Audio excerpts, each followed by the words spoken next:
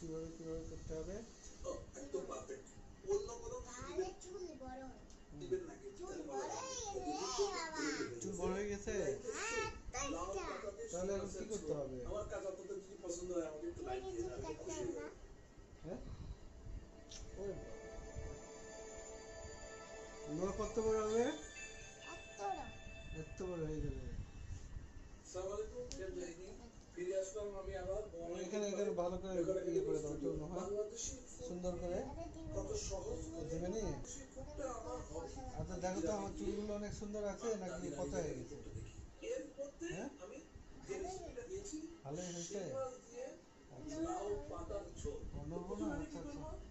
চলেন first in first, প্রথমে ছিটিয়ে দিই লাউ পাতা। লাউ পাতা না? তাই? তো লাউ পাতাটা